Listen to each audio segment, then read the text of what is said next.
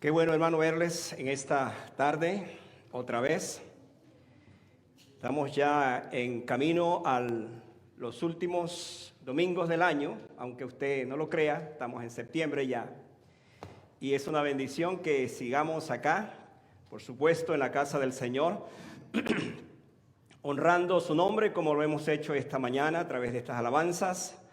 Y por supuesto, en la continuación de lo que al fin y al cabo también venimos a estar acá, como es la presentación de la palabra del Señor. Me gozo, me alegra estar con ustedes, me alegra verles.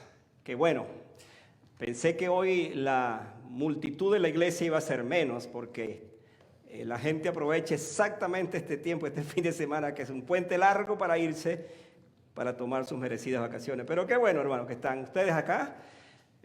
Para mí siempre es un privilegio como pastor poder traerles la bendita y única palabra de Dios. No tenemos otra, no tenemos otra. Hay una sola palabra y es la palabra de Dios la que exponemos.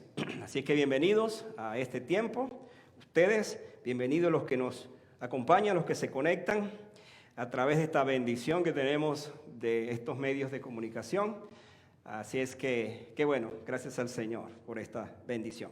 Abran sus Biblias, hermanos, vamos a retomar nuestros mensajes. El domingo hicimos un paréntesis por razones obvias, estuvimos bautizando a un grupo de jovencitos que esta tarde, por cierto, van a tener el privilegio de tomar la cena del Señor por primera vez. Así es que para ellos esto tiene que ser muy excited, como dicen ellos mismos en inglés. Pero estamos esta mañana, esta tarde aquí para presentar la palabra del Señor. Y abran sus Biblias en Apocalipsis. Vamos a este último libro de la Biblia, el Apocalipsis, conocido como la Revelación también. Estamos en el capítulo 2. Vamos a avanzar hoy a la segunda iglesia. No ha sido una coincidencia que en la escuela dominical estemos estudiando las 7 iglesias. Así que si a usted le gusta la escuela dominical, usted debiera conectarse en la escuela dominical porque estamos estudiando esos temas.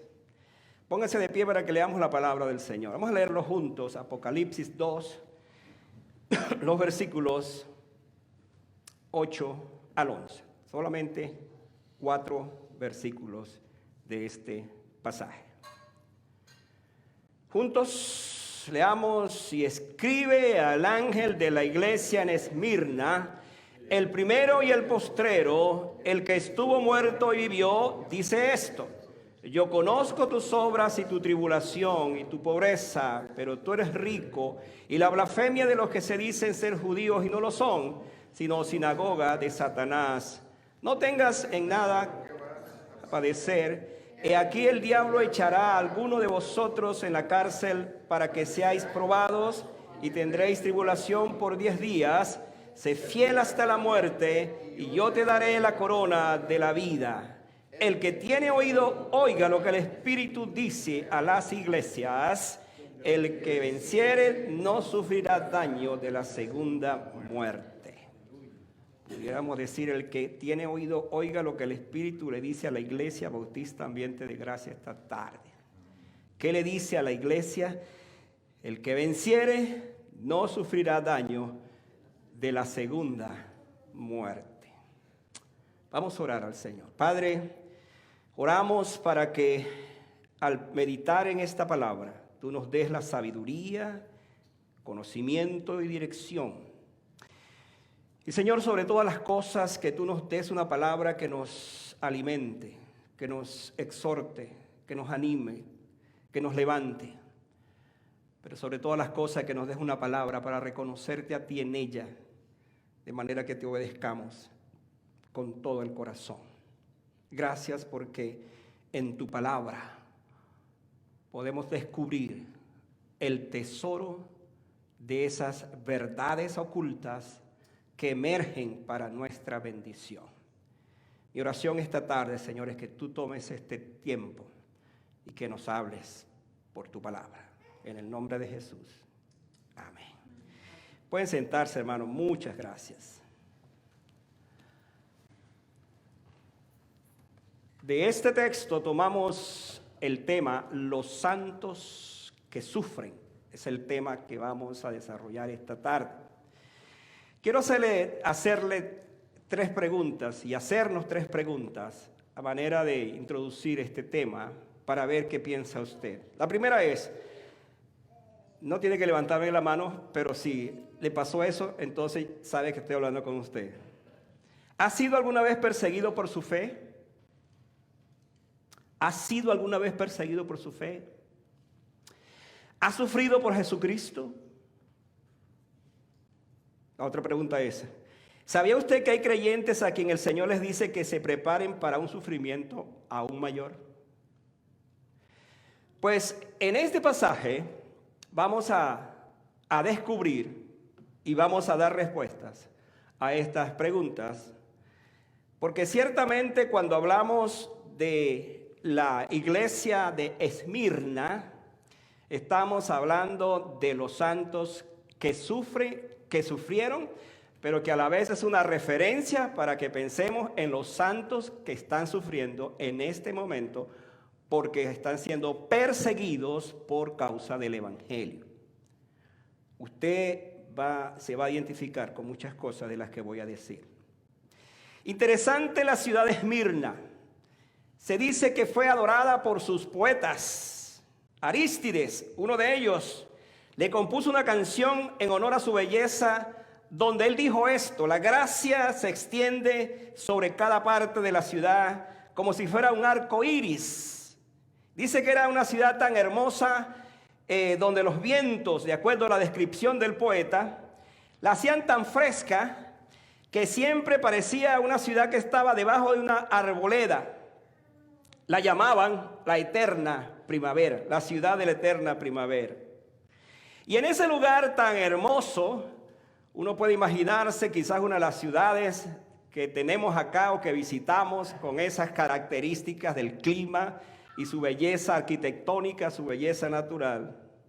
Y pensar entonces que en esa ciudad comenzó una iglesia. Y es una iglesia que, por supuesto, como las demás iglesias que estamos estudiando, tenía sus características muy especiales con las que el Señor entonces se dirige a ella. Y es interesante que una de las características de esta iglesia fue la persecución. Tanto así que el Señor le dice, no temas en nada de lo que vas a padecer. Ya estaba padeciendo y le dice, no temas en nada por lo que vas a padecer. La tribulación y la pobreza era una característica de la iglesia en contraste con una ciudad que era rica. Se dice que era una de las ciudades más ricas del Asia Menor. Competía con la ciudad de Éfeso y la ciudad de Tiatira para ver quién de ellas era la mejor y la más rica. Y allí estaba, por supuesto, allí estaba una iglesia. La historia nos dice que en esa ciudad, la ciudad de Esmirna, murió uno de los hombres más ilustres desde el punto de vista de su dedicación, de su consagración, en la era apostólica, conocida como Policarpo. Allí murió Policarpo. Se dice que era un anciano de unos casi 90 años o más quizás. Y él, un día le llegaron los soldados romanos para buscarlo, porque lo iban a quemar vivo, lo iban a sacrificar. Y se dice que el procónsul de la ciudad lo tomó, o sea, lo llevaron ante él, y en su presencia le dijeron, Policarpo, tienes la oportunidad de salvar tu vida. Te damos la oportunidad para que salves tu vida. Lo único que tienes que hacer es negar a Jesucristo y confesar que el Señor es el César, no Jesucristo. Estas fueron las palabras que aquel anciano dijo. 86 años he servido a mi Cristo y no me ha hecho mal. ¿Cómo podía blasfemar a mi Rey, quien me ha salvado? La historia dice que él murió de una forma que solamente, pues, como muere un hijo de Dios, un hombre de Dios, pero como muere un mártir en este caso, así murió. Así que esta ciudad se conoce por la persecución en la palabra del Señor. Y tenemos esa referencia histórica, y la iglesia misma fue una referencia de la persecución, del sufrimiento, de los padecimientos que por supuesto estuvo como consecuencia de ser fiel al Señor. Por eso es que en este texto va a aparecer al final, cuando el Juan, escribiendo por lo que él recibió, dice que el que esté fiel, el que permanezca fiel hasta la muerte, va a recibir la corona de la vida. Vamos a pensar, hermanos, en este tema. Vamos a pensar en los santos que sufren. Vamos a tomar en cuenta esto. Yo voy a explorar en este texto verdades que espero en el Señor nos toquen muy, muy de cerca por la consideración que el texto mismo nos ofrece. Por un lado, cada sufrimiento nuestro, escuche esto, cada sufrimiento nuestro ya el Señor lo ha pasado. Es la primera verdad que yo encuentro en este texto. ¿Dónde encontramos eso? Miren el versículo 8. Y escribe el ángel de la iglesia en Esmirna, el primero y el postrero, el que estuvo muerto y vive, dice esto. Este texto me encanta presentarlo y verlo, por supuesto, porque es la identificación que Jesucristo hace con esta iglesia. No es una casualidad que frente al muy notorio sufrimiento de los hermanos de Esmirna, Cristo se presente como el primero y el postrero. También va a decir que Él es el alfa y el omega, hablando de la misma idea. Pero además, como el que estuvo muerto y ahora vive. Yo no sé si usted sabía, pero hay un solo hombre que ha pisado en la tierra, hablando aquí en la tierra, que estuvo muerto y ahora vive. ¿Sabe quién es ese hombre? Jesucristo. Es el único. Porque si bien es cierto, algunos resucitaron, como el caso, por ejemplo, de Lázaro u otros casos más, pues al final murieron otra vez. Pero el único que murió y vive se llama Jesucristo. Interesante que Él entonces se nos presente como el primero y el postrero frente a ese sufrimiento de la iglesia, frente a los padecimientos que ellos tenían. Y esto es muy significativo porque desde el mismo Antiguo Testamento, Él entonces toma las palabras de los profetas y se las aplica a sí mismo. Por ejemplo, allá en Isaías 44:6 dice el texto: así dice Jehová, Rey de Israel y su Redentor, Jehová de los ejércitos: yo soy el primero y yo soy el postrero, y fuera de mí no hay Dios. Es entonces una referencia a lo que Cristo está aplicando. Yo soy ese Dios del Antiguo Testamento. Yo soy el Dios que estuve con mi pueblo y soy el Dios que está con la iglesia ahora, porque soy el primero y soy el postrero. Además le dice por allá en Isaías 48:12: oye Jacob, tú Israel, a quien llamé, yo mismo, yo el primero y yo también el postrero. Entonces, el que Cristo sea el primero y el postrero significa que tiene el control de la historia, que conoce todo lo que ocurre debajo del sol. Por lo tanto, nada escapa a su presencia, incluyendo los sufrimientos de la iglesia en todos los tiempos. Es una bendición saber entonces que si Cristo es el primero y es el último, en ese espacio del primero y lo último está Él. Y si me permite una expresión fuera de eso, es que dentro de esto y dentro de esto, lo primero y lo último, entonces lo que queda es la eternidad. Y Él es eterno. Por lo tanto, este texto es significativo. Y es un texto que llenó de confianza a la iglesia que está sufriendo. La iglesia que está pasando por esa tribulación se le revela de esa manera. No hay nada antes de Él, ni habrá nada después de Él. No es el poder humano ni la naturaleza el primero y lo último. No son los hombres que controlan este mundo, incluyendo los que persiguen a los cristianos, los que permanecerán para siempre. El que permanece para siempre, porque es el primero y es el último, se llama Jesucristo. Y la iglesia del Señor, en ese contexto de esa promesa y en esas pruebas que padece, tiene la seguridad que porque Jesucristo es el primero y es el último, entonces se le garantiza de por vida, se le garantiza entonces que Él es quien la protege, quien la cuida y quien la mantiene por ser lo que es. Esto es un gran aliciente para nuestros hermanos que pasan por las pruebas. Por ser el primero y el último, contamos con la garantía que nuestro sufrimiento no será entonces para siempre. Es interesante que en esta presentación que le hace a la iglesia de Esmirna, le está diciendo, es verdad, yo conozco tus pruebas, yo conozco tus debilidades, yo conozco tu sufrimiento, pero ¿sabes qué? Eso no será para siempre. Y va entonces a llevarnos a esas otras frases cuando dice, porque yo morí, estuve muerto y ahora vivo. Esta es la garantía más grande para aquellos momentos de nuestra vida, cuando pasamos, por supuesto, como iglesia, como creyentes también, por las pruebas. El hecho de que Él estuvo muerto y vivió o vive, le garantiza a cada uno de sus seguidores el triunfo sobre los sufrimientos humanos. Escuche esto. Nuestro Dios se ha identificado con nuestras miserias. No hay cosa que nos pase en nuestras vidas que Él no las haya pasado.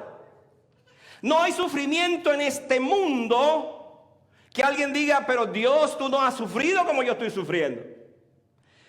Es muy fácil para ti estar en los cielos y entonces allí ordenar todas las cosas. Y vemos a un Dios como muy cómodo en el cielo, pero eso no es lo que la Biblia me dice. Lo que la Biblia me está diciendo es que Jesucristo murió y tuvo el peor de los sufrimientos, como ninguno de nosotros ha sufrido, pero ahora le dice que Él vive. Y por estar vivo, entonces es que nos da la victoria. Más aún entonces la decisión de morir en una cruz, donde no solo morirían los más indignos pecadores, sino la manera como descendió entonces Él a lo más bajo, nos ilustra entonces que el sufrimiento de Jesucristo viene entonces a ser nuestra garantía de que aun cuando nosotros pasemos también por tal sufrimiento, y era el caso de la iglesia de Esmirna, entonces ellos sabían que ese sufrimiento ya su propio Cristo, su propio Señor lo había pasado.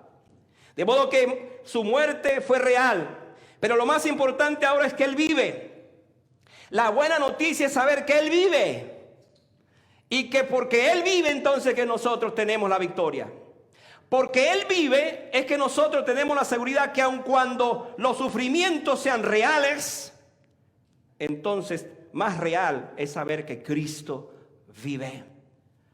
Pablo tenía una convicción tan grande cuando él, hablando de la muerte misma como parte de los sufrimientos, dijo, y si morimos, para Él morimos, sea que vivamos o sea que muramos, somos del Señor. Cualquier circunstancia por la que el creyente pase, que incluso le conduzca a la muerte, él tiene la seguridad que estará con el Señor, con ese Cristo que vive ahora, que está en el cielo, que está intercediendo por nosotros y que al fin y al cabo es la razón de nuestra esperanza. Él puede ayudarnos en lo peor de nuestras circunstancias. No hay sufrimiento, escuche esto, no hay sufrimiento tan grande que Él no lo haya pasado. Le está diciendo a la iglesia de Esmirna, conozco tu pobreza, conozco tu tribulación, conozco tus circunstancias, pero ciertamente yo las conozco, pero ahora debes saber que aunque yo también sufrí todo esto, ahora vivo y tú tienes la garantía también de que vas a vivir. Lo peor que nos puede suceder entonces, ya Él lo ha vivido. Los hermanos de Esmirna podían tener esa seguridad. Esta es la base de nuestra confianza también. Él ya venció la muerte. Ahora nosotros estamos persuadidos, independientemente de las circunstancias por las que pasemos, que nuestro Cristo nos ha asegurado entonces esa vida, del cual ya Él, por supuesto, disfruta, porque es un Dios que se reveló, murió y vive para siempre. Él ya venció la muerte. Por lo tanto, nosotros tenemos que animarnos que frente a las pruebas tan fuertes como las que vivió en el caso de Esmirna, tenemos la seguridad, la certeza, la convicción de la victoria. Hermanos, cuando estaba pensando en este pasaje, por supuesto voy a hacer alusión hoy a varias cosas en torno a la gente que sufre hoy día, especialmente los que sufren por Cristo. Vino a mi mente este hecho indiscutible de que esta iglesia Esmirna, junto con la iglesia Filadelfia, por cierto que estudiamos hoy en la escuela dominical, fueron las dos iglesias donde Jesús no encontró ninguna fisura, no se quejó de ellas. Todo lo que vio fue bueno. Pero eran las iglesias donde encontró mayor sufrimiento, mayor persecución en este caso. Y me llama la atención que precisamente frente a ese escenario de sufrimiento, de dolor, Él se manifiesta de esta manera. Él se identifica de esa manera. Otra vez diciendo, ningún padecimiento que tú hayas tenido es comparable con lo que ya yo sufrí por ti. Por lo tanto, ten la seguridad que la victoria viene. La victoria viene. Y esto me lleva a otra consideración, hablando de los santos que sufren. Y es el hecho de que hay sufrimientos, hermanos, que se tornan aún más intensos. Déjame explicarlo de esta manera. De repente usted está sufriendo por algo y usted dice, bueno, Señor, qué bueno que ya esto se va a acabar. Pues prepárese, porque a lo mejor no solamente no se ha acabado, sino que va a venir algo peor. Y usted se pregunta, pero ¿qué está pasando? ¿Dónde está Dios? ¿Por qué estoy sufriendo de esa manera? ¿Y por qué el sufrimiento se intensifica? Bueno, déjeme leer el versículo 10 para que usted vea lo que le estoy diciendo. No temas, dice, en nada lo que vas a padecer. Como si le estuviera diciendo, ¿piensas que has sufrido? ¿Piensas que has tenido tribulación? Pues no temas en nada lo que vas a padecer. Y entonces sigue explicando. He aquí el diablo, escuche esto, echará a algunos de vosotros en la cárcel, para que seáis probados, y tendréis tribulación por 10 días. Subraye eso de 10 días, porque eso no está por casualidad allí. Entonces le dice, sé fiel hasta la muerte, y yo te daré la corona de la vida. Hermano, aquí hay algo extraordinario, maravilloso que debemos analizar. El sufrimiento ha sido real para el pueblo de Dios a través de todos los tiempos. Jesús advirtió a sus seguidores sobre este particular. Él no negó el sufrimiento. Es más, le dijo, en el mundo tendréis aflicción. Se lo dijo. Se lo dijo y nos lo dice a nosotros. Hay gente que dice, no, mira, cuando tú llegas a ser cristiano se acaban todos tus problemas. Bueno, si usted me muestra una iglesia donde eso es real, y a un creyente que vive eso, pues le voy a recomendar que después del culto me diga quién es. Porque lo que yo sé y usted sabe es lo contrario. Cuando usted y yo conocemos a Jesucristo es cuando vienen más problemas. Entonces, alguien que me esté escuchando dice, pero si es así, pues no me meto evangélico como dicen algunos. Bueno, no se meta evangélico. El que se mete evangélico se sale. Deje que Cristo vive en su corazón y eso hará la diferencia. ¿Qué es lo que estoy diciendo con esto? Cuando yo conozco a Cristo como mi Salvador, por supuesto que se intensifican las pruebas, pero ¿sabe qué? El mismo Cristo que dijo, en el mundo tendréis aflicción, dijo, confiad, yo he vencido al mundo. Entonces aquí está el contraste, que mientras en efecto hay una prueba y viene otra prueba, yo estoy seguro que aquel que está en mí es poderoso para enfrentar esa prueba. Y es lo que le está diciendo a la iglesia de Esmirna. No temas en nada lo que vas a padecer. Él alertó a sus discípulos sobre la gran tribulación que vendría después de su muerte. Él le dijo esto por allá en Mateo 24:9. Necesitamos recordar de vez en cuando esto. Le dijo, entonces os entregarán a tribulación y os matarán, y seréis aborrecidos de toda la gente por causa de mi nombre. ¿Se acuerdan la pregunta que les dije al principio? ¿Ha padecido usted por Jesucristo? Hermanos, cuando yo estoy diciendo esto, en este momento, hay cristianos que están siendo perseguidos y hay cristianos que están siendo ejecutados. Usted dice, pastor, ¿y esto es así? Fue ayer y lo es hoy. Fue ayer y lo es hoy. Lean las noticias de lo que está pasando en Afganistán.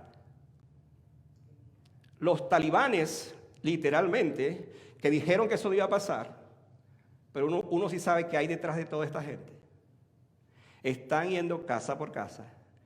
Y si alguien se identifica como cristiano, los ponen a hacer exactamente lo que le pidieron a Policarpo. O niegas que Jesucristo es tu Salvador y reconoces a los musulmanes, en este caso, como la religión oficial, o te matamos. ¿Qué haría usted? Otra vez, piense un poquito. Si usted y yo viviéramos en Afganistán en este momento, ¿qué haríamos? ¿Estaríamos dispuestos que frente a un sufrimiento que ya de por sí lo han tenido, viene esto y se enfrenta a esta situación? Hermanos, la Biblia dice, hasta ahora no habéis sufrido hasta la muerte. No hemos sufrido.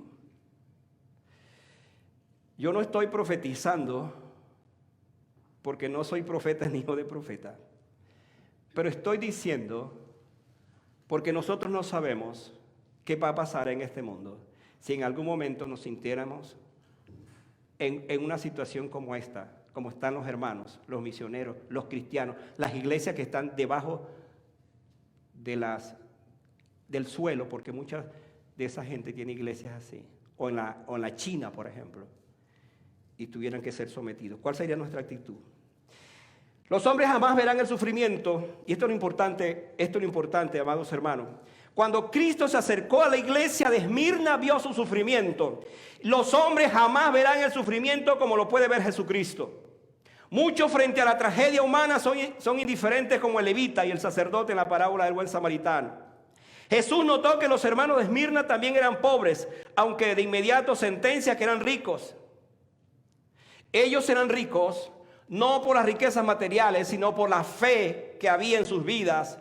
Porque en medio de su condición y su tribulación, dice, son ricos porque están enfrentando aquello y lo están enfrentando con entereza. Y hermanos, el asunto es que él identificó quién era el causante del mayor sufrimiento para ellos. Miren lo que dice el mismo versículo 10. Otra vez, vean allí. Dice el versículo 10. No temas en nada lo que vas a padecer. He aquí el diablo, subraye esto. He aquí el diablo echará a algunos de vosotros en la cárcel para que seáis probados y tendréis tribulación por 10 días. Ahora, si sigue leyendo, va a ver entonces, o anteriormente, perdón, el versículo 9. Dice, yo conozco tus obras y tu tribulación y tu pobreza, pero tú eres rico, y la blasfemia de los que se dicen ser judíos. Y mire esto para conectarlo con el versículo 10. Y no lo son sino sinagogas de Satanás. Ahora otra vez, en los dos versículos, el Señor identifica al autor de la tribulación, de la angustia, de la persecución. ¿Quién es? Es Satanás. Y él utiliza en este caso, y está utilizando a los mismos judíos, escuche esto, a los mismos judíos está utilizando como instrumento precisamente para la persecución, para la tribulación. Nadie estuvo más consciente del sufrimiento de aquella iglesia como lo percibió Jesucristo. Pero el causante de todo esto era el mismo Satanás. Yo estaba pensando mientras seguía meditando en este versículo, y hay varios sufrimientos en la vida. Por ejemplo, el pecado en nosotros, cuando nosotros infringimos la ley del Señor y pecamos, tenemos un sufrimiento que es moral. Pasamos por ese sufrimiento. Pero cuando uno ve que este sufrimiento, el producido por Satanás, ¿sabe usted lo que hace Satanás? No produce un sufrimiento moral, produce un sentimiento material, produce un sentimiento, en este caso físico, un sufrimiento, en este caso de la carne. ¿Por qué? Por lo que estaba sucediendo allí. Vamos a verlo de esta forma. ¿Se acuerdan de la historia, por supuesto, de Job? Esa es una historia que nos ilustra exactamente el sufrimiento que produce Satanás. Dios literalmente habló en ese diálogo entre él y Satanás, cuando se presentó delante de Dios juntamente con los hijos de Dios y los hijos, y él como parte de ese grupo que entró a la presencia del Señor. Curiosamente, Satanás también le da cuenta a Dios, si no sabía esto, porque él está bajo su control, en el sentido de que es Dios finalmente el que gobierna todo. Y es interesante que en medio de esto, Satanás comienza a probar a Job y comienza a tocarlo en todo el aspecto material. ¿Se dio cuenta de esto? Lo único que no tocó Satanás fue el espíritu. Y esto tiene sentido cuando hablo entonces de que es la parte espiritual con la que muchas veces, en este caso, ofendemos al Señor, y el sufrimiento es moral. pero estamos hablando de un sufrimiento que en este caso fue material. Y toda su vida, todos sus hijos, todas sus pertenencias y aún su propio cuerpo sufrió como consecuencia de que Satanás lo probó. ¿Qué dijo Jesucristo hablando de Satanás otra vez? El ladrón no viene sino para matar, hurtar y destruir. 3 cosas hace Satanás. Matar. ¿Quién es el autor de tantos crímenes en el día de hoy? Matar, destruir. ¿Por qué hay tanta destrucción en el mundo? Y robar. Allí está presente Satanás. Todo lo que tiene que ver con este elemento material. Pues los hermanos de Esmirna, Jesucristo sabía que el enemigo mayor que estaban enfrentando ellos tenía que ver con el mismo Satanás, y Satanás estaba haciendo un instrumento, estaba utilizando a los judíos como instrumento precisamente para que los hermanos de Esmirna sufrieran más todavía. Hermanos, en el caso de esta iglesia, él tenía sus instrumentos para que blasfemaran contra el nombre de Cristo. De esta manera los hermanos de Esmirna estaban sufriendo por Satanás, y aquel sufrimiento era mayor. Por eso el texto dice otra vez: no temas en nada lo que vas a padecer. Es como quien dice: estás sufriendo, pero prepárate porque vendrán tiempos aún más difíciles. Nosotros debemos dar gracias al Señor, hermanos, porque en medio de tantas cosas que oímos en el día de hoy, nosotros no estamos padeciendo nada. En absoluto. Cuando uno sabe de alguien que está padeciendo más que otro y está orando por alguien que lo que tiene es una enfermedad, por supuesto como el COVID, por ejemplo, obviamente el COVID ya sabemos lo que está haciendo, pero gracias al Señor muchos se salvan y están salvándose. Y escucha de alguien que de repente se le presenta una enfermedad que va a ser peor que el COVID, en el sentido de que ya no hay posibilidades para que él siga viviendo una vida normal, por ejemplo. Entonces uno dice: Señor, pero es que entonces hay otros que sufren más que otros. Y ahí es donde nosotros vemos este asunto de esta tribulación. Y le dice: para que seáis probados y tendréis tribulación por 10 días. Ahora, este es un texto que me encanta porque hay algo que podemos ver en medio de todo esto. Otra vez Cristo reconocía la aflicción y la pobreza de esta iglesia. Los creyentes eran perseguidos porque no negaban su fe ante las exigencias del emperador. Por eso eran perseguidos. Si bien eran ricos espiritualmente, la persecución y la oposición a los que estaban siendo sometidos les estaba haciendo o produciendo mucha más pobreza. ¿Sabe por qué? Porque los judíos se encargaban de blasfemar contra ellos, de llevarlos hasta las autoridades, que le quitaran sus propiedades, y como ellos no negaban a Jesucristo, entonces quedaban sin nada. Por eso también eran pobres en medio de la riqueza que tenía la ciudad. Sin embargo, la tribulación, dice, la tribulación durará solamente 10 días. Esta es una expresión que tiene muchas maneras de verla, pero lo más importante aquí es que Jesucristo le está diciendo: la tribulación que estás pasando es real. Los padecimientos que estás pasando son reales, pero no serán perpetuos, no serán para siempre. Esa expresión 10 días es una forma de decir: serán breves. Tus padecimientos serán breves. La buena noticia, mis amados hermanos, para ti que estás pasando por una tribulación, por alguna situación difícil, por alguna prueba, la buena noticia es que Dios no te dejará ser probado, tentado hasta donde no podáis resistir, sino que te dará juntamente con la prueba o la tentación la salida. Así es como obra el Señor. Viene, por supuesto, está presente. No podemos soslayar la realidad de una prueba, de una tribulación, pero tenemos la seguridad que en medio de todo eso el Señor nos dice: mantente fiel, que pronto vendrá la victoria. Pronto saldrás de ello, de esa circunstancia. La promesa es que aunque ande en valle de sombra de muerte, no temeré mal alguno. Y la razón es porque Jehová es mi pastor y nada me faltará. Esa es la palabra del Señor. Van a pasar, van a venir esos tiempos, van a venir esos momentos. Pero también vienen los momentos donde yo entiendo que ese sufrimiento, ese dolor, esa prueba fue una bendición más bien para mi vida. Esa es la cosa grande y ahí los inconversos no nos entienden, los que no están dentro de esta cosa no nos entienden. ¿Cómo es que nosotros nos gozamos en las pruebas? Tened por sumo gozo cuando halléis en diversas pruebas. ¿Cómo es eso? ¿Cómo se puede alguien gozarse en una prueba, en una tribulación? Lo que quiero es salir de eso, lo que quiero es ser sanado. Pero no, la Biblia me dice, tened por sumo gozo cuando os halléis en diversas pruebas, sabiendo que la prueba de vuestra fe produce paciencia. Y la paciencia produce esperanza, y la esperanza no avergüenza. Entonces, hermanos, nosotros vemos la vida cristiana como una contradicción, pero no es una contradicción.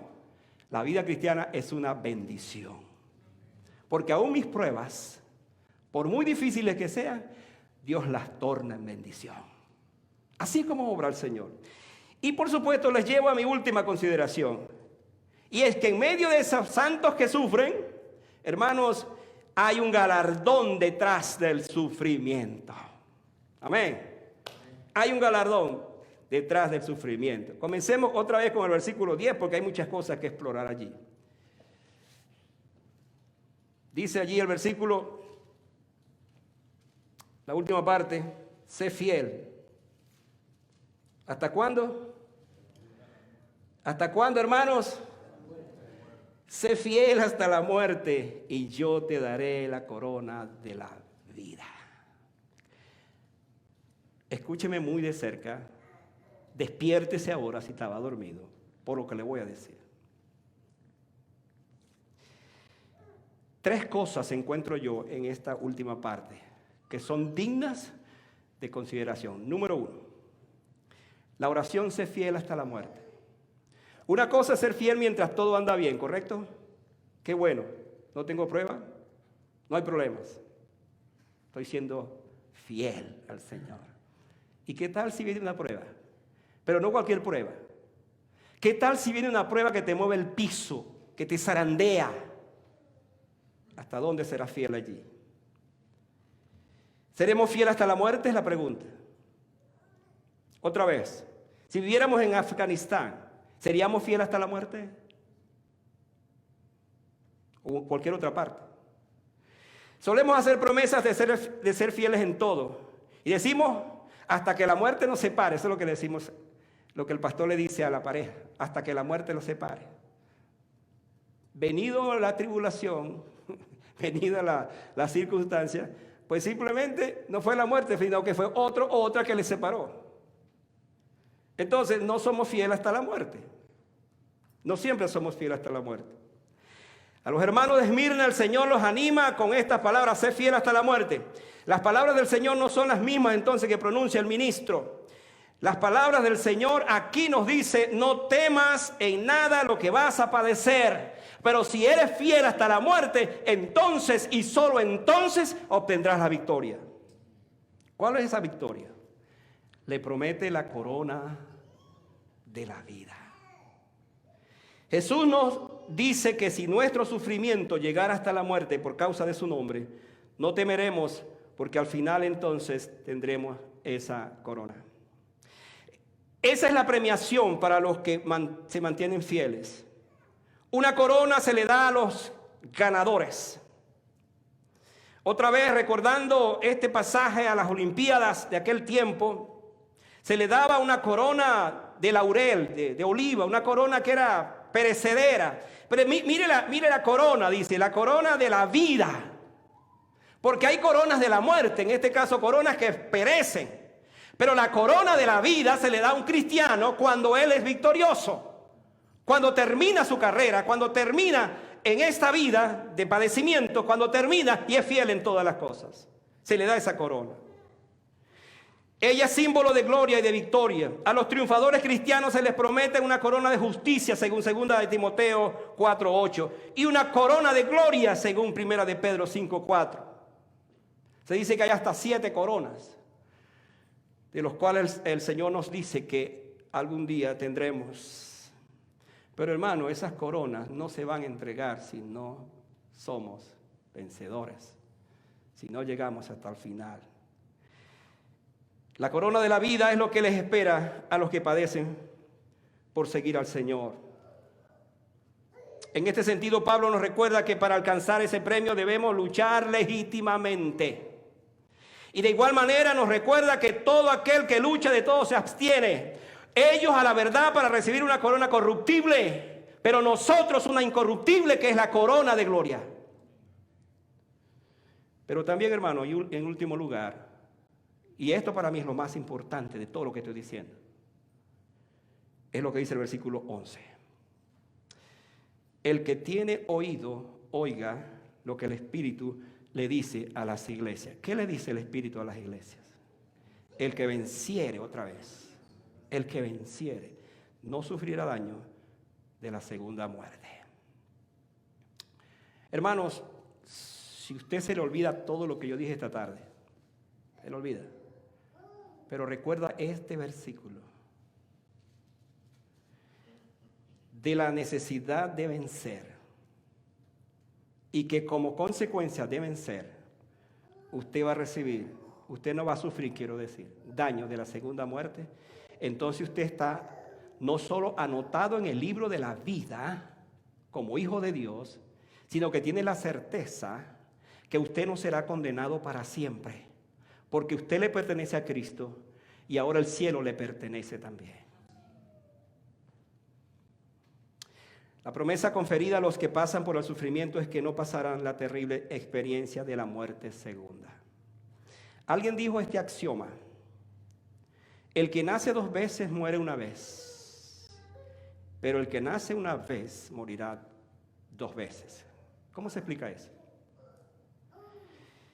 Si yo nazco solo, si yo nazco físicamente, quiero decir, yo nazco físicamente, pero no nazco espiritualmente, voy a morir 2 veces, porque voy a morir físicamente y voy a morir espiritualmente. Pero si yo nazco 2 veces, recuerdo el día cuando vine al mundo, 8 de abril de 1955, pero recuerdo también cuando Cristo vino a mi corazón y nací de nuevo. Entonces, hay 2 nacimientos en mi vida y por lo tanto moriré una sola vez. Está establecido para los hombres que mueran una sola vez y después el juicio. Entonces, si yo nací 2 veces, entonces voy a morir solamente una vez y escaparé para siempre de la segunda muerte. La segunda muerte es precisamente esto, la muerte espiritual. Me encanta para evangelizar lo que dice Juan 5:24. De cierto os digo, el que oye mi palabra y cree al que me envió, tiene vida eterna, no vendrá a condenación, mas ha pasado de muerte a vida. ¿Qué promesa como esta?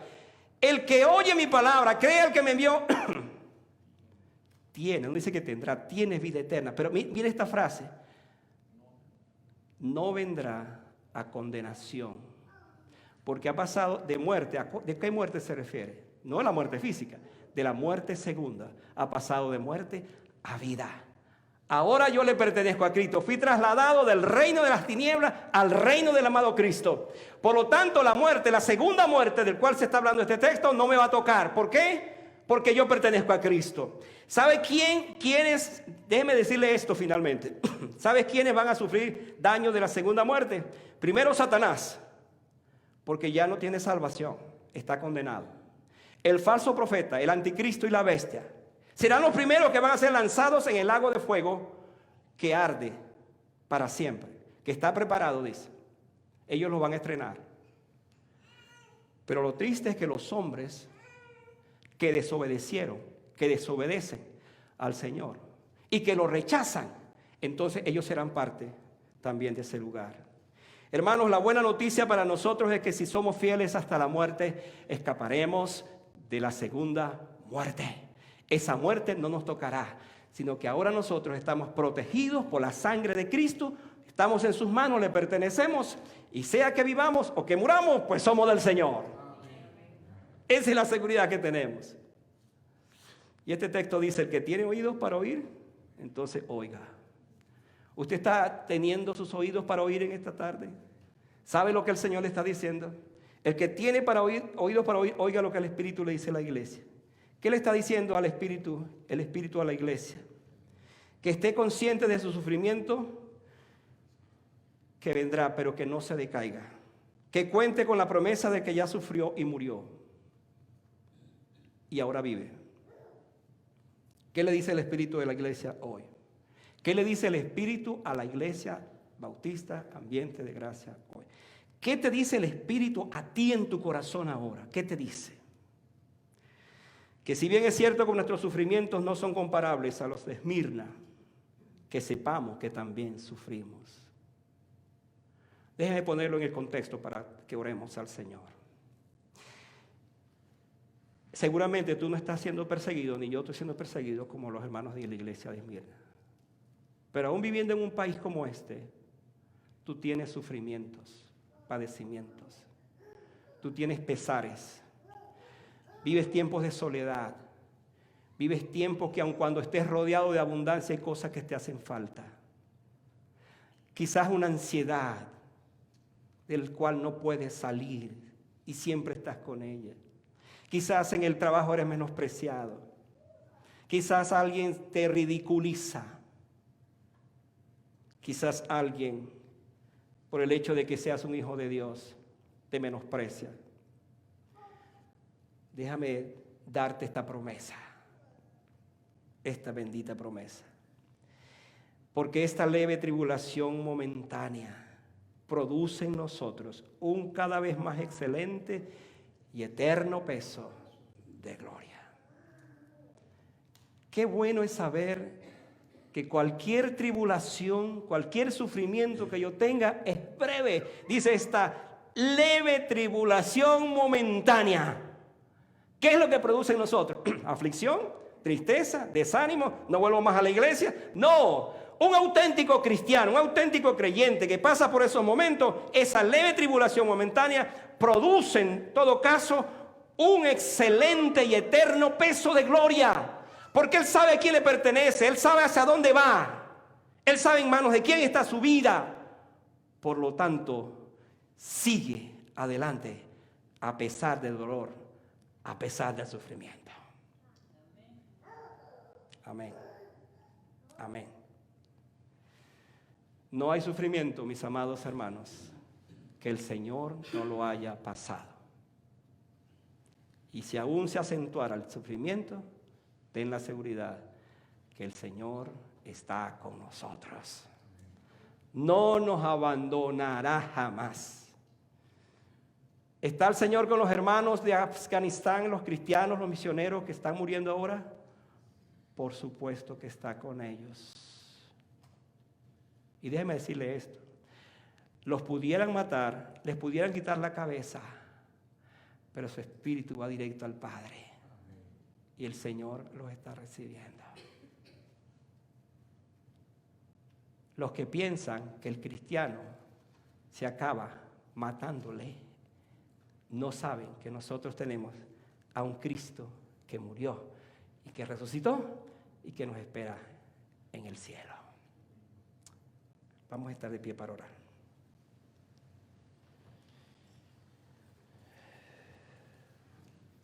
¿Qué le aflige, hermano, esta tarde? ¿Qué le aflige por el cual vive inseguro, por el cual vive apesadumbrado, apenado, que como que no quiere seguir adelante? ¿Qué le aflige? La Biblia te dice a ti esta tarde que el que venciere, dice la Biblia, el que venciere, le daré la corona de la vida. El que venciere no sufrirá daño de la segunda muerte. Pero es para los que vencieren, no para los que se quedan, para los que vencen. Y nosotros, porque es la seguridad de nuestra salvación, vamos a vencer hasta el final. No por nosotros, porque somos tan infieles, tantas veces somos tan infieles, pero porque alguien ha sido fiel, que es el Señor, y nos ayuda para que nos mantengamos muy cerca de Él y le amemos y le sirvamos. Voy a orar por ti esta tarde. Disculpen que me he extendido un poco, pero quiero orar por ti esta tarde. Pues yo no sé cuál es tu aflicción, cuál es tu dolor, cuál es tu pesar, cuál es tu tristeza. Yo no sé cuál es tu condición. ¿Quieres tú pasar al frente y solamente tú sabes lo que está pasando en tu vida? ¿Quieres tú pasar al frente y decir, pastor, yo estoy aquí, yo vengo al frente porque yo quiero que usted ore por mí? Hay en mi vida una carga, hay en mi vida una lucha. Hay en mí algo que necesito conocer mejor, conocerte mejor en medio de mi dolor, en mi tristeza, de mi aflicción. Hay alguien que quiere hacer esto, quiere pasar al frente. Ese pastor, ore por mí. Ore por mí. Dios te bendiga, mi hermana. Dios te bendiga. Conozco tu dolor. Dios te bendiga, hermana. Pasa al frente. ¿Quién más? ¿Quién más siente que un momento como este es un momento cuando usted le entrega su carga, su dolor, su pesar, su aflicción, se le entrega al Señor? Y usted le dice, Señor, esta carga es muy pesada, yo no puedo seguir con ella. Por supuesto, usted no puede, pero Cristo sí puede porque ya la cargó en la cruz. Echad sobre Jehová vuestras cargas, dice, y Él te sustentará. Alguien más, voy a orar en este momento, pero quiero saber si hay alguien más que viene al frente y rompe con esas condiciones, esa situación de tu vida. Dios te bendiga, mi amor. Dice, Señor, ahora es el momento, este es el tiempo. Dios te bendiga. Dios te bendiga, mi amor. Tú sabes lo que Dios está haciendo en tu vida, lo que el Señor está haciendo en tu vida. Solamente Él sabe tu dolor, tu tristeza. Pero confiad, dice, confiad, yo he vencido al mundo. Esa es la promesa que tenemos. Confiad, confiemos en el Señor. Dios te bendiga, mi amor.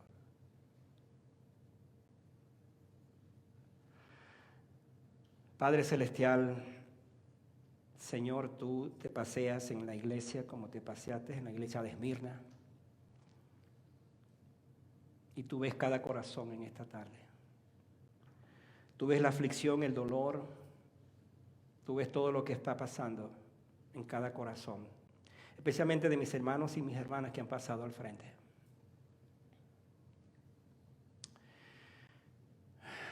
Señor, mi oración esta tarde es que tú toques sus vidas con tu presencia maravillosa. Aquellos que están pasando por una lucha tremenda de tomar una decisión de dejar las cosas que no son tuyas, rómpelas, Señor, en este momento. Aquellos que tienen un problema terrible de ansiedad en sus vidas, Señor. Padre, opera ese milagro en sus corazones. Aquellos que están sufriendo por una situación familiar, Señor, con hijos o con hijas. En el nombre de Jesús, Señor, ten misericordia de su vida. Aquellos que están padeciendo quizás por una situación en su trabajo. Aquellos que están padeciendo por una situación sentimental, Señor, con una lucha terrible en sus vidas. Dale victoria, dale victoria. Sé fiel hasta la muerte. Sé fiel hasta la muerte, que yo te daré la corona de la vida. Eso es lo que la Biblia nos ha dicho esta tarde, Señor. Y nosotros nos apropiamos de eso. Padre, en el nombre de Jesús, como pastor que soy de esta iglesia y pastor de estos amados que han pasado al frente, en el nombre de Jesús, yo oro por una victoria contundente en sus vidas, Señor. Yo oro para que aquellas áreas de su vida donde están sufriendo terriblemente, cualquiera sea su circunstancia, Señor, tú les des la victoria. Tú viniste a este mundo para hacernos libres. Así lo has dicho. Si el Hijo os libertare, seréis verdaderamente libres. Señor, liberta a esos hermanos que puedan estar pasando por todas esas circunstancias difíciles. Gracias te doy, Señor, por sus vidas. Gracias te doy, Señor. Amén. Quédense allí de pie, por favor. Voy a pedir que los hermanos pasen al frente. Yo quiero saludarles, quiero darle un abrazo a ustedes esta tarde y Que sigamos en este ambiente precioso de alabanza, de adoración al Señor.